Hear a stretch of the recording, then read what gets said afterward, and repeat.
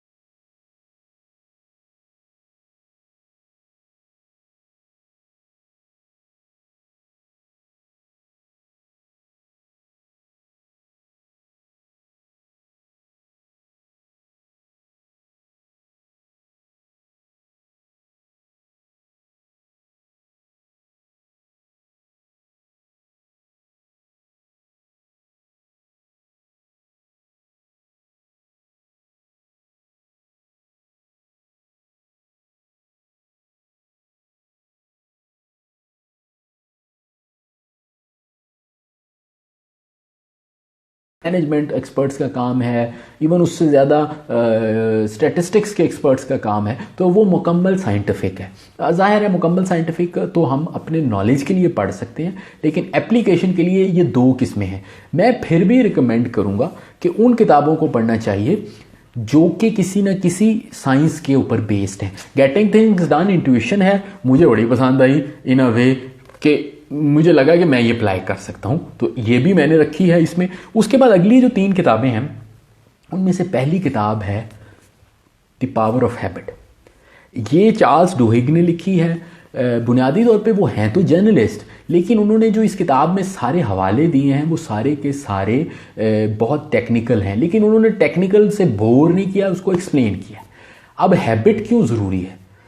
मैं ये समझता हूँ कि जब हम कहते हैं सेल्फ हेल्प, तो उसका मतलब होता है अपने आप को बदलना, और अपने आप को बदलने में जो सबसे बड़ी रुकावट है वो है हैबिट्स। हैबिट्स क्यों? क्योंकि हम अपने बचपन से इवन पहले अपना जो न्यूरो का सारा हमारा सिस्टम है, अपना एक्सपीरियंसेस, उसकी बुनियाद पे अपनी जो चीज़ें हैं उसमें फिक्स्ड हो जाते हैं। अब चूंकि हम फिक्स्ड हो चुके हैं, तो अब सेल्फ हेल्प तो तभी काम करेगी ना कि अगर आपने कोई बात सुनी तो उसको आपने अप्लाई करना है। और जब आपने उसको अप्लाई करना है तो पता चल रहा है कि आपसे वो अप्लाई नहीं हो रही, तो वो क्यों अप्लाई नहीं होती? हैबिट की वजह से।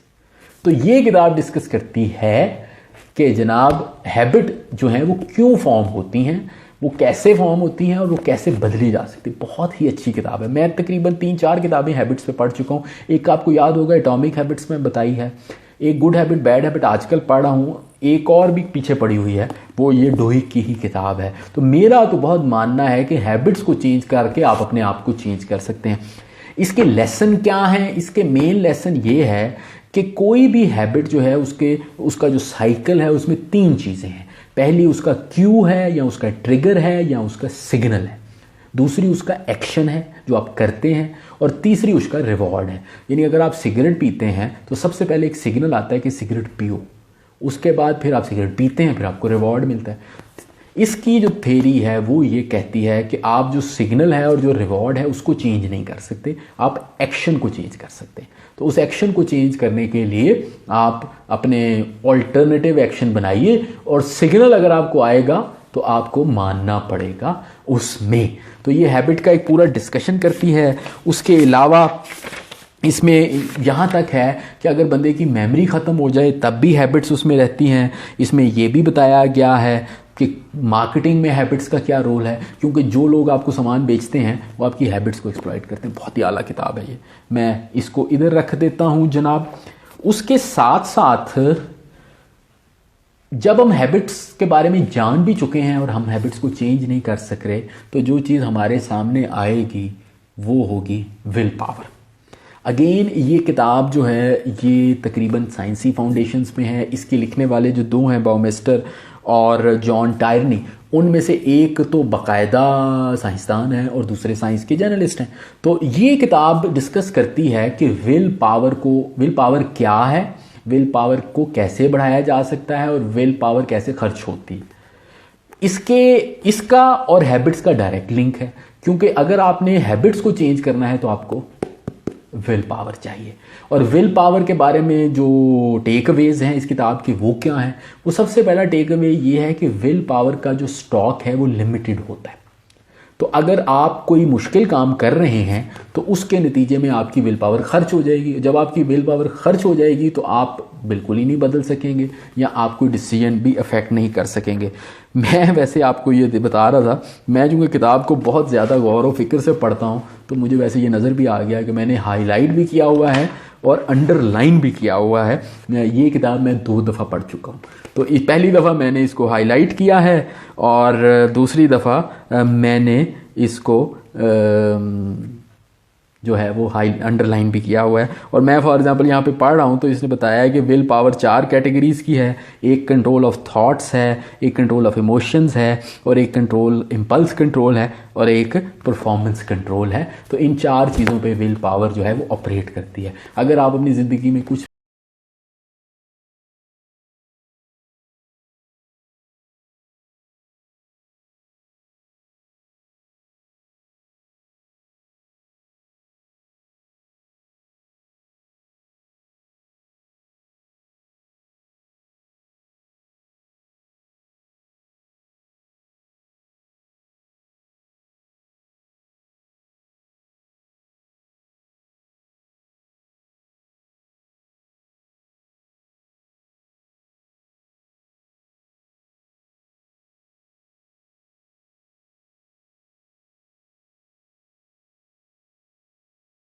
कुछ भी कर सकते हैं। इस किताब की कहानी बड़ी दिलचस्प है और ये कहानी एंजेला डकवर्थ के अपने साथ है। एंजेला डकवर्थ जो है वो भी बहुत पढ़ी लिखी हैं, न्यूरो साइंस में उन्होंने ऑक्सफोर्ड यूनिवर्सिटी से पढ़ा है और उनकी जो अपनी कहानी है वो बड़ी दिलचस्प है कि जब ये छोटी थी तो इनके वालिद इनको बार बार कहते थे कि जनाब तुम कौन सा कोई जीनियस हो, तुम कौन सा कोई जीनियस हो। तो ये बड़ा प्रेशर था और फाइनली एक वक्त ऐसा हुआ कि दुनिया में सिर्फ एक अवार्ड है जिसको फॉर्मली कहते हैं जीनियस अवार्ड और वो मैकार्थर अवार्ड उसे कहा जाता है। इसका नाम है मैकार्थर अवार्ड लेकिन आमतौर पे इसे जीनियस अवार्ड कहा जाता है। मैकार्थर अवार्ड बड़ा दिलचस्प इसलिए है कि जो लेने वाला होता है उसे पता ही नहीं होता, वो अपने आप को पेश नहीं कर सकता। तो मैकार्थर की एक ज्यूरी है, एक ग्रुप है जो दुनिया में हर साल इधर उधर देखते हैं और कुछ लोगों को वो सिलेक्ट करते हैं और यकदम उनको सरप्राइज़ देते हैं कि हम आपको $1 मिलियन देंगे, आप दुनिया में जो मर्जी करें। तो ये एंजेला डकवर्थ को मिला। इन्होंने ज़्यादा काम अपना अमेरिकी फ़ौज के साथ किया और जो बुनियादी डिस्कशन है इस किताब की वो ये है कि कौन से लोग कामयाब होते हैं, ये है बुनियादी सवाल। और ये सवाल ने माहिर नफ्सियात को, साइंसदानों को, सियासतदानों को, आम लोगों को बहुत ज़्यादा बॉगल किया हुआ है कि आखिर कौन से लोग कामयाब होते हैं जनाब। तो इन्होंने ये कहा कि अगर दो चीज़ें हों दुनिया में, एक टैलेंट और एक ग्रिट, तो टैलेंट वाले पीछे रह जाएंगे, ग्रिट वाले दुनिया में कामयाब रहेंगे। जो लगे रहेंगे, जमे रहेंगे, वही हैं जो कामयाब होंगे। ये किताब की अभी तक मैंने रिव्यू नहीं किया फॉर्मली, ये मैं करूँगा और आपके सामने इसको पेश भी करूँगा। अभी रिसेंटली मैंने कहीं पढ़ा है किसी बहुत अच्छे मैगज़ीन में, फोर्ब्स में या किसी में, मुझे अब याद नहीं आ रहा, मैं एग्जैक्ट नहीं बता रहा, मैंने पढ़ा है कि आजकल जो आइसोलेशन चल रही है उसमें उन्होंने सर्वे कराया कि 10 किताबें अगर आपको दी जाएं पढ़ने की तो आप कौन सी पढ़ेंगे। तो उसमें वो एल्केमिस्ट है और उसमें वो हैरी पॉटर हैं और उसमें बाकी किताबें हैं और साथ ये किताब भी है। तो ये बहुत बड़ी किताब है, बहुत अहम किताब है। मैं इसको सेल्फ हेल्प की किताबों में शुमार करूँगा क्योंकि ये बताती है कि सक्सेस जो है उसका बुनियादी एलिमेंट क्या है। अच्छा जनाब, अब आखिरी में वो लोग वो बंदा जिसका बार बार पूछते हैं और जिक्र भी करते हैं, जनाब स्टीफन कवी साहब। सब लोगों ने उनकी किताब 7 habits of highly effective people पढ़ी हुई है। मैं अक्सर देखता हूँ कि जब मैं कोई किताब बताऊँ तो हर बंदा पूछता है ये पढ़ लें, ये पढ़ लें। अब अक्सर लोग वही किताब कहते हैं जो कि उन्होंने पढ़ी होती है, लेकिन नॉलेज और लर्निंग का एक बुनियादी मकसद ये है कि आप अपने कंफर्ट जोन से बाहर निकलें और अब नई चीज़ें एक्सप्लोर करें। सो अगर आपने ये किताब पढ़ी है, बड़ी अच्छी बात है, तो आप उससे फिर ग्रो करें और उससे जो लेसन लर्न है फिर उनको दूसरी जगह अप्लाई करें। जो मैंने 4 किताबें बताई हैं, इनका आपस में लिंक है। अगेन स्टीफन कवी जो हैं वैसे वो मतलब एक्सपर्ट हैं, लेकिन उनकी जो किताबें हैं वो ज़्यादातर इंट्यूटिव हैं और वो बहुत ज़्यादा मकबूल हुई। मुझे स्टीफन कवी क्यों पसंद, मुझे अक्सर लगता है कि स्टीफन कवी, मैंने पूछा आपको क्यों पसंद है, और नहीं, बड़ी बड़ी अच्छी बात करता है। मेरा ये ख्याल है, मुझे सिर्फ एक वजह से स्टीफन कवी का बहुत ज़्यादा अपील किया, वो ये था कि स्टीफन कवी का बहुत ज़्यादा जोर कैरेक्टर पे है और कैरेक्टर जो है वो अमूमन हमारी जो मैनेजमेंट है उसमें बस बराए नाम कह लीजिए या भर्ती के तौर पे दिया जाता है। तो स्टीफन कवी का जो कैरेक्टर पे जोर है ना वो बहुत ही अहम है। ये जो मैंने किताब मुंतखब की है ये वो 7 हैबिट्स नहीं है। 7 हैबिट्स इसलिए नहीं कि ज़्यादातर आप उसके बारे में जानते हैं, और इसको मैं समझता हूं कि जिस तरह आप पहली जमात से चलते हैं तो आप ABC इस्तेमाल करते हैं सारी उम्र, लेकिन बार बार ABC नहीं पढ़ते, तो आपको एडवांस पढ़ना चाहिए। तो आपको ये किताब पढ़नी चाहिए जो कि है 8th हैबिट। अच्छा, 8th हैबिट में और पहली में क्या फ़र्क है? पहली बात तो ये है कि स्टीफन कवी की एक अच्छी बात यह है कि उन्होंने सक्सेस का लफ्ज़ नहीं यूज़ किया, अफेक्टिव का लफ्ज़ यूज़ किया कि अफेक्टिव होना। सो सक्सेस तो रिलेटिव है, लेकिन इफेक्टिव जो है वो टेंजिबल चीज़ है, यानी कि आप जो भी काम करें आप उसमें इफेक्टिव हो। इसमें वो दावा करते हैं कि अगर आपने इफेक्टिवनेस से ग्रेटनेस की तरफ जाना है तो वो क्या है।